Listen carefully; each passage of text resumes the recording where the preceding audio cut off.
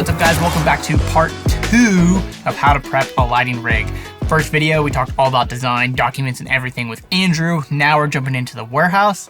We're gonna prep the gear, lights, power, truss, all the fun things, and we're gonna load it into the venue. So stay tuned for this video.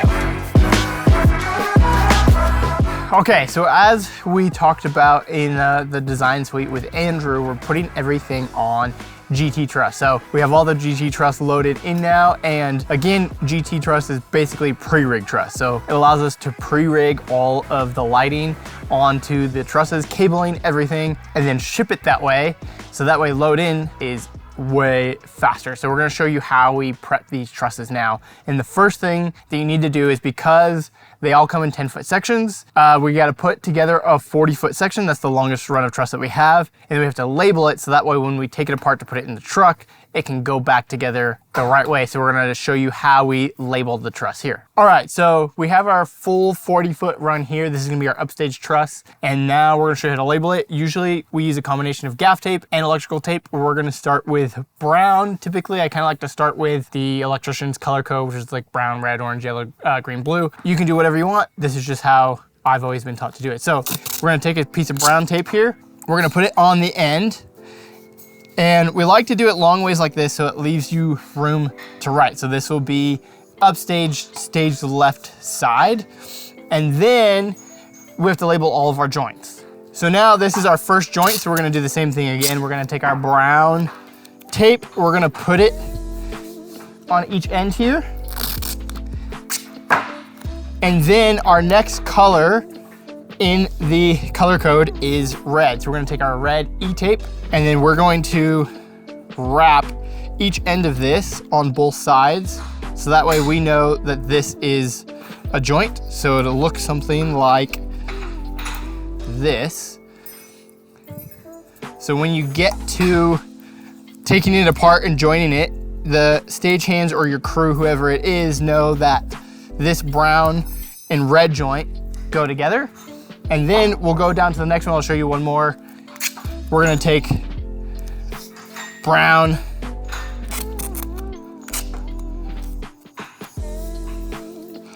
put it on our trusses so we can label it.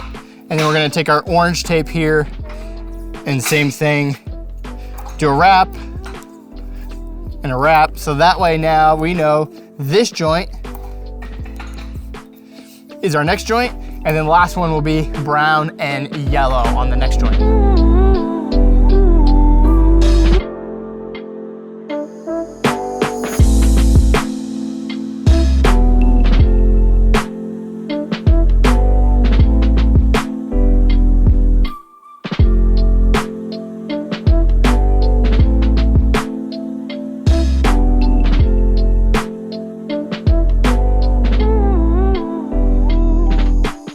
Okay, so the next thing that we're gonna do now that we have our truss labeled is we're gonna measure for all of our fixtures. That way we can place all of our fixtures and then we can cable after that. So the way Andrew did his plots was we have to measure per 10 feet and mark out on the truss.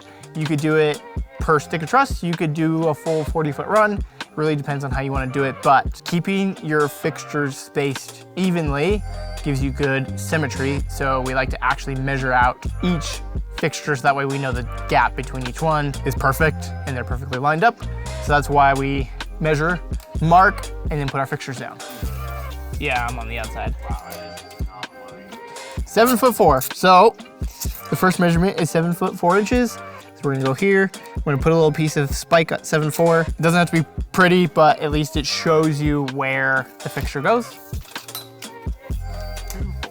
2'4". So same thing right here. 2'4" here. If you have a computer to do all this, it actually makes it way easier. Otherwise, you know, get out a tape measure, get out your calculator, and do some math.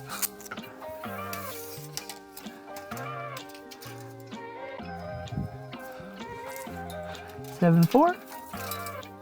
Okay, so this truss is 40 feet, And our fixtures don't go all the way to the end. The reason why it's still 40 feet though, is because our curtain, which covers the entire backstage, is 40 feet, and so we don't want it to droop on the end. So the curtain will span all 40 feet. The fixtures go just inside of that. And then as you saw in the design that we showed you earlier, there's some wings that kind of cut it off, but this makes it as seamless as we can possibly make it. So now that we marked out our truss, we get to put lights on.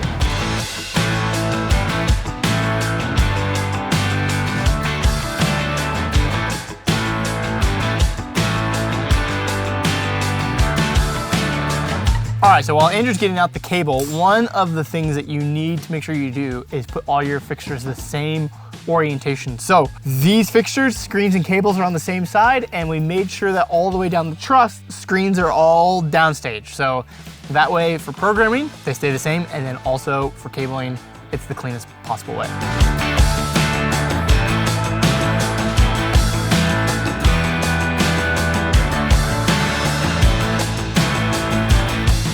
All right, so let's talk about cabling this truss now. So we use Socko to power everything. And if you don't know what Socko is, it's a large cable that lets you do up to 6 circuits on one cable. And so the breakout looks like this. We have all 6 circuits.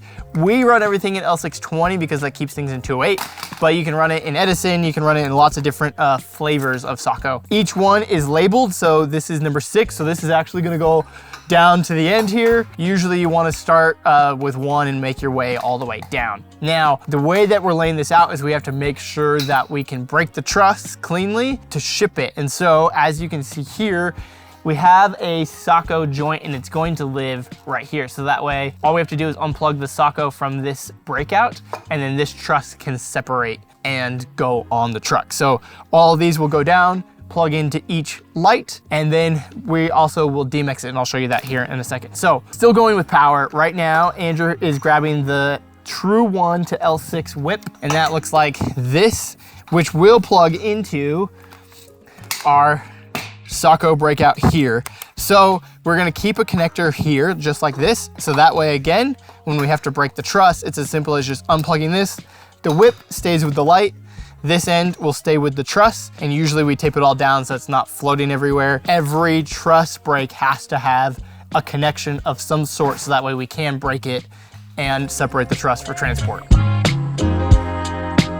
All right, so next we're gonna run our data, which is 5-pin DMX. So we have a 10-foot here. We're gonna pull it through. Male end always goes to the console. Plug that into the fixture.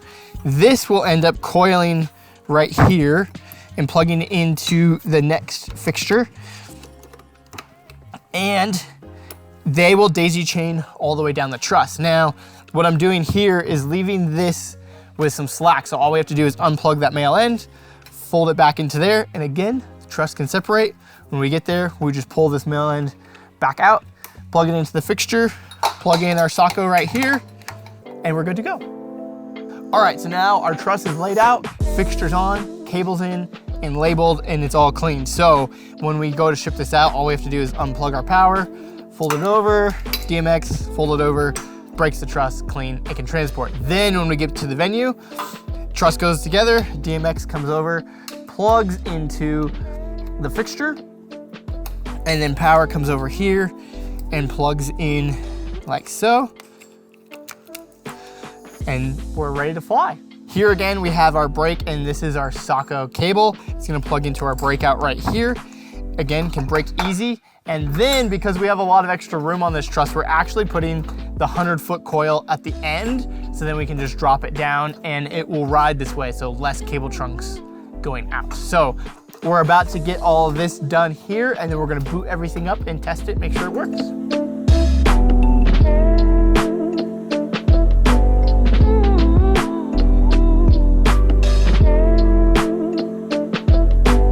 All right, so the last step that we just did is we booted them all up, we addressed them all, and then Andrew's running a test pattern through them to make sure that they all are in correct order. So now they're all on, they're all running, and we have DMX ran all the way to our NPU here, which is going to our console. So we fully tested our workflow, going through the NPU network to the MA that's in the design office. So we know this truss is now working. So now we get to turn it all off, unplug everything, take the truss apart, and work on the next truss. All right, so these trusses that we just completed are our stage left, stage right trusses, basically a copy of what we did on the main upstage truss. So as you can see, all the cabling is in the truss, the fixtures are on, we're testing them, we're about to break it apart and finish cleaning it up. But one thing I did want to note about this pre-rig is that we actually have it inverted so the cord is down, not up. And the reason why is because we're putting small fixtures, these JDC ones on here. So we actually need them to sit lower. If this was inverted the right way, the fixture would actually be shining through the truss because it's so small. But as you'll see on the next truss, which is our front of house truss, which we have profiles on, it will be uninverted, and you'll see why when we get to that truss. But that's just one thing to note about all the truss on stage is because it's just JDCs, the trusses are inverted.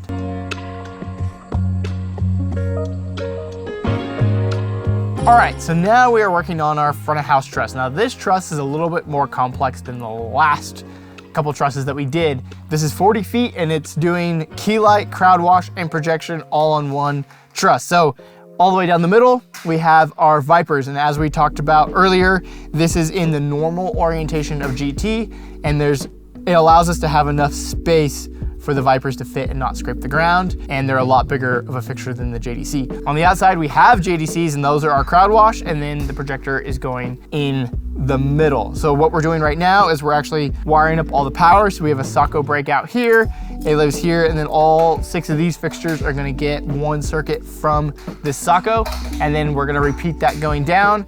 And then of course, we're gonna daisy chain our DMX going all the way down the truss. So we're gonna start working on this one. So as we're prepping this truss, we're taping all of these cables on, and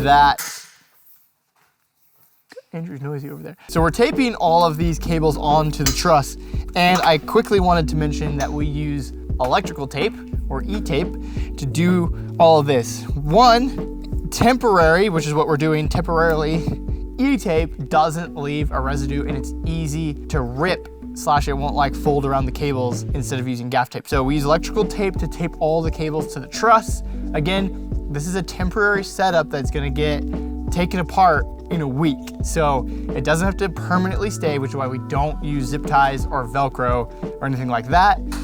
Tape wise, E-tape is the best for this rather than gaff tape.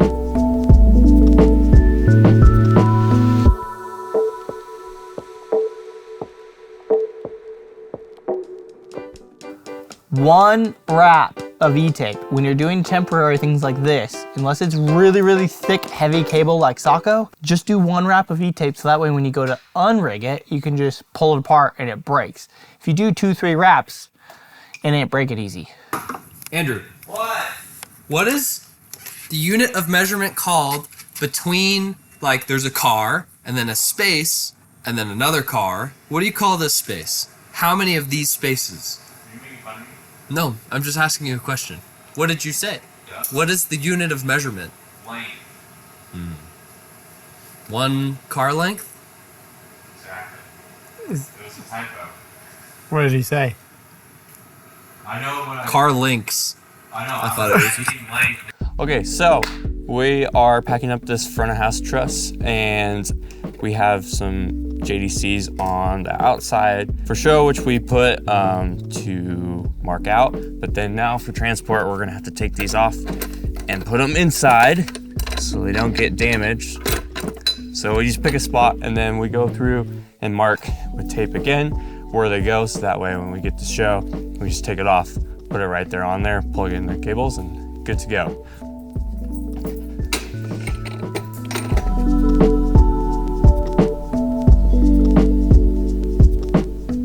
We're now packing up our front of house trusses, and we had these JDCs on the outside for all the prep and length and everything, and then we put them on the inside of the truss to keep them safe for transport.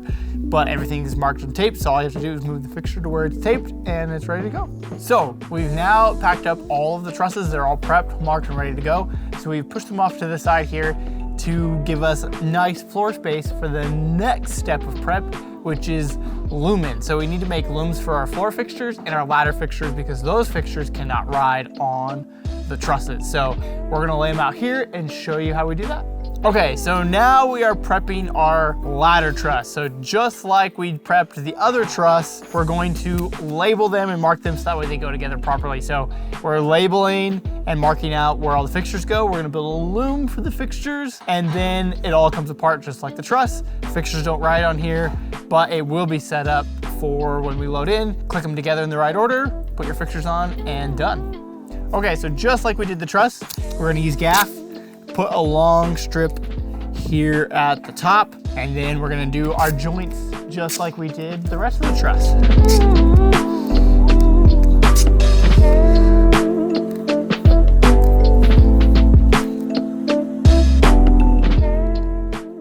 All right, so part of the reason why we actually prep fixtures is because sometimes they need a little TLC, a little repair. So pulling them out of the box and making sure that we actually get them 100% working will save us loads of time when we get to the venue. Sorry, did I whack ya? This is supposed to hold in the fan, and so that goes on the top here. But it seems like we had where the screw goes in, the threading plastic piece. The threading plastic piece right there actually sheared off of the fan. So this fan support mount was kind of riding around loose here, and that's not great because as your fixture is tilting, you don't want this piece of metal to get stuck in one of these cables, hook it, and then your fixture tilt and shear one of these cables off, and then your fixture's dead. So that's why you open it up when you hear something clanking around.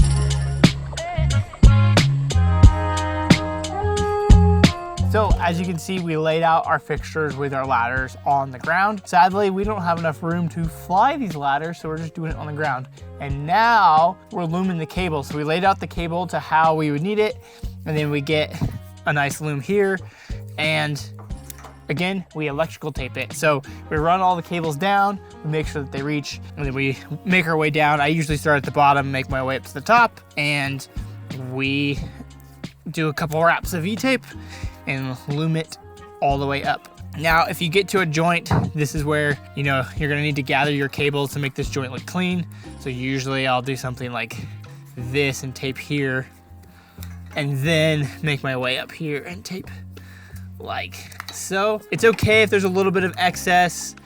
It doesn't have to be perfect because we can tape it along the ladders to hide the cabling. It's actually better to have a little bit more than not enough, but this will allow us to quickly slap the loom onto the truss when we get to the venue. And we're gonna label the fixtures next, and I'll show you how we do that. So usually when you're looming cables, you end up with a bunch of cables that aren't the same length. So if you want them to all match, usually we try to keep the cables as in a straight line as possible and not create coils. So usually I'll take a cable like this, which has a lot of excess, and I'll end up folding it back on itself kind of as long as I can, like that. And then we take our E-tape and we fold the cables together like this. Usually I'll go right for the middle, tape a spot, and then make sure I can fold the rest down. So now we're making a straight line of cable rather than coils. This will lay way nicer on the ground or on truss. It just looks cleaner and more aesthetically pleasing. It's also easier when you're trying to coil this loom into a trunk. If you don't have a bunch of little coils that you have to manage and you're just managing one straight line of cables, it is so much easier on your trunks and you trying to put them in the trunk if you keep it in a straight line. Look at that loom!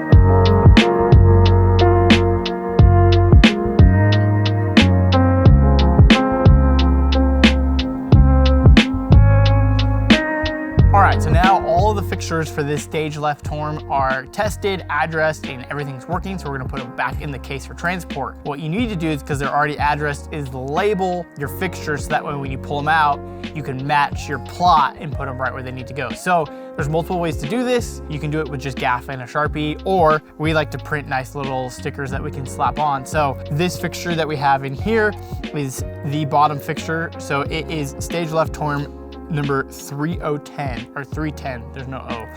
So you have your little sticker and you can put it right here on the fixture wherever you want to. Let's just put it right there. So that way when you take the fixture out of the case It's labeled, ready to go, so anyone, you can tell them, hey, go grab fixture 310. They can walk over to the case and grab it and put it on the torm. Now, the next step is once you get 1 through 5 or 1 through 6 in the case, you shut it, and then you should always label the case as well with your fixture. So it'd be like 305 through 311 or something like that would go in this case. So you would label the outside of the case, so when you're looking for fixtures, it's easy to find them.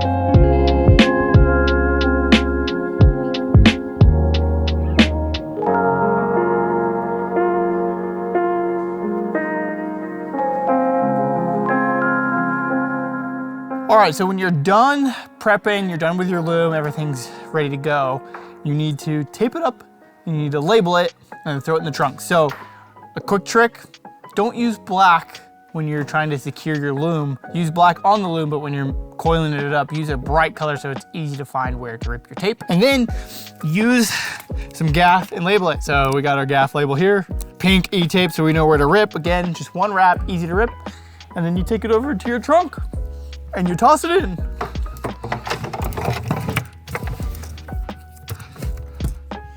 Boom, 2 looms down. So now that all of our fixtures are prepped, addressed, and we've made looms for everything, now we're gonna talk about power. So we mentioned Socko earlier on, and we use Socko to power all the fixtures because it's a really efficient way to run 6 circuits over 1 cable. So to do that, you have to have distros like this. These are our power distros. And what we like to do is we like to label each distro so that way we know once we plug everything in which Socko is which. So if we need to reset a fixture, we can hit the right breaker, hit the right fixture, and that way we're not turning off the whole rig just trying to guess to reset something. So usually we go through same thing, electrician's color code, brown, red, orange, yellow, green, blue, as we label, so that way it makes sense. That's how we labeled the trusses as well. And we also write on there so that way you can see which truss is which. Usually these distros are 400 amp distros, so we can take 400 amps in and pass it through. And sometimes we'll have 2 to 3, maybe 4 distros, depending on how many motors we have.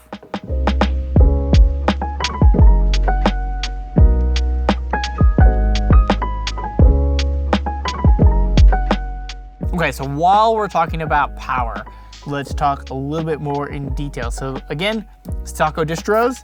These are our Socko connectors, and then this is a Socko breakout plugged straight in, and it gives us 6 circuits. These are true 1, but you could do L6, you could do Edison, just depends on which distro you have. All of our distros are actually 208 Socko, so you can't put Edison on because that would be bad, but you can do L620, you can do true 1, you can do PowerCon, anything that will accept 208 volts. We do that because it's a little bit more efficient. Now, all of these distros here take cam lock in and out. That's how it's receiving the power. So you're gonna be using a cable like this to get your power in. Usually you're gonna need like a 100-footer or 50-footer to get from your main service to your distro. And then you use a 10-footer like this to jump between them. So you would run your first one in to your distro here. Okay. Sometimes it's a little difficult, especially if you have brand new stuff, it can be a little tight, and then you would run your jumper over to the next one here, and then you jump all of them sequentially. Now, always start with your ground. That's the first one that you want to plug in, because if something's on or hot accidentally and it wants to arc, it will ground itself out. Otherwise, if you don't have your ground plugged in, it could ground to you, and that would be bad because you're dealing with a lot of volts. Again, like I said, both of these take 400 amps of power in and out. So that way you can daisy chain multiple of these distros together, even though you're not pulling 400 per se from one distro. Most of these distros, like both of these, actually all 3 of these, have nice 110 volt courtesy outlets on each side, just in case you need to plug in something like a hazer or a fan or computer, whatever you want. So if we run to the back side, as you can see, we have our breakers here. So these are our 1 through 6. These are our 6 circuits right here.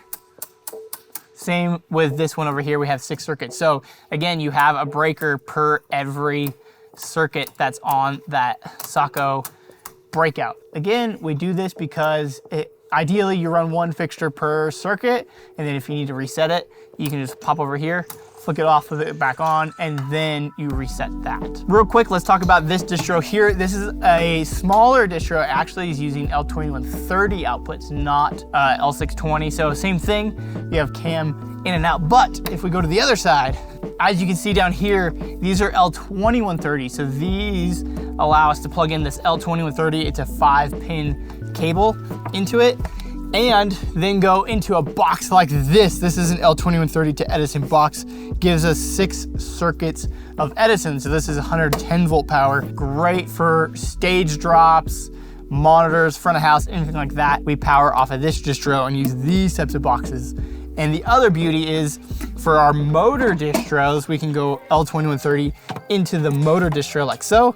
So we can actually power all 3 of our motor distros at the same time. Now, you could go into, each one has its own L2130, or these motor distros actually loop because motors don't take that much power. But that's just another type of motor distro to use for stage setup. So over here we have some X4s that we're testing, and these are our floor fixtures. So the floor fixtures are usually the ones that move around a little bit because they can't be placed, or if there's risers in the way, we want to shift them around, or if we need a walkway, that kind of thing. So it's a little harder to measure them out perfectly and make looms for them. But to speed things up, we still pull them out, test and make sure that they all work. We still address them all and label them, so that way when we're there on the ground, we know that they all work, and it's really easy to tell stagehands or anyone to grab that fixture and put it there based on the plot. So we have the X4s out, they're all powered, they're all tested, they're all working. So now we're gonna label them, put them back in the case, and finish testing the rest of them, but we won't make a loom for these ones. Okay, so we talked about the X4 floor fixtures, which we already addressed, but we talked about why we're not looming them. So now we have to pack some cabling for them. So usually we'll end up with a trunk like this guy that we have all of that spare cable in, so that way when we put them out, we can wire them. So we're gonna pack some L6 extension because all of our cables are L6. So some 25 footers, that is 6 25s. And then we'll pack some 25-foot DMX. And as you notice, all of our cabling is E-taped as well. Makes it real easy to take it on and off. 1, 2, 3, 4, 5, 6, 7, 8. 8 25s. I'm actually going to pack 12. So there's 4 more 25s. And then we'll take some 10s. So yeah, we're gonna finish filling up this trunk and then we'll put it on the truck. Okay, so we've talked a lot about GT truss, and one of the really cool things about GT is that you can actually stack it with your lights on it, which makes it really, really handy to save space. But one of the things when you're doing that is you gotta make sure if you're inverting it like this, that your cables are taped up to the top cord. That way when you fork, you're not smashing your cables. But this lets us stack our truss. So all of our on-stage GT is now stacked, which saves room in our warehouse, but it will also save a lot of room on the truck. So we're getting it stacked, we're throwing some spare cables in some caddies, and we will see you at the venue.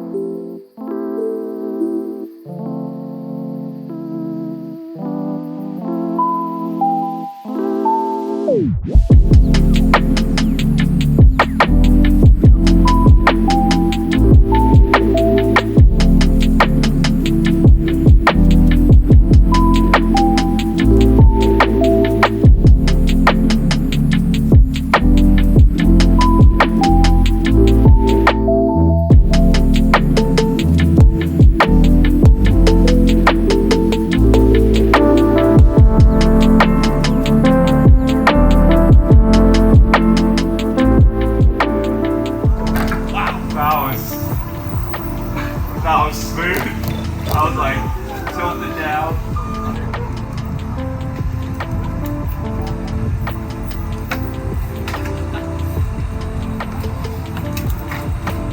Down, down, down. Down. Oh, no, no. Leave it there.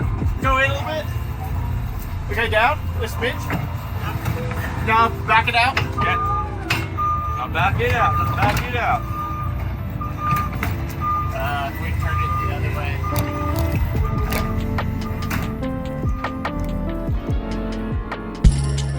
We're at the Keller Auditorium in Portland, Oregon. This is our second year doing the Holy Spirit Conference 2025, and we wanted to show you the rig.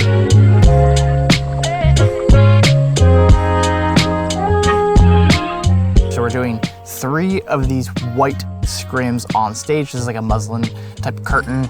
It reflects the light super well, not quite transparent, but it looks really good. So we have 3 of them here with JDC ones up top, and it's creating all the glow and the light that's coming onto the stage.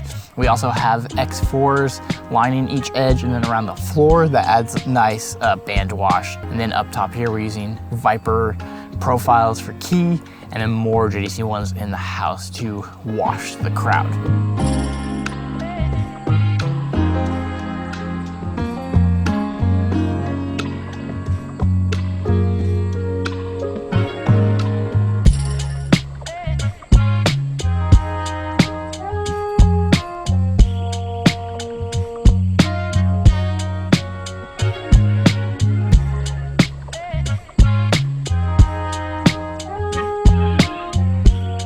Well guys, thanks for watching. I hope you enjoyed this 2-part series.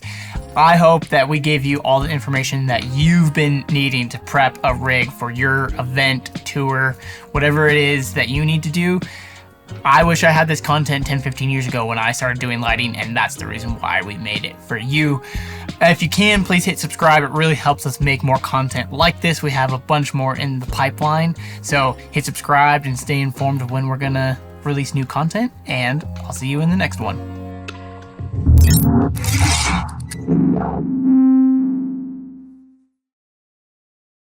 Oh, okay. I'll stand up in a second. Okay. I think you've started everyone with either okay or all right. Yeah. All right. No realer. So, as we're prepping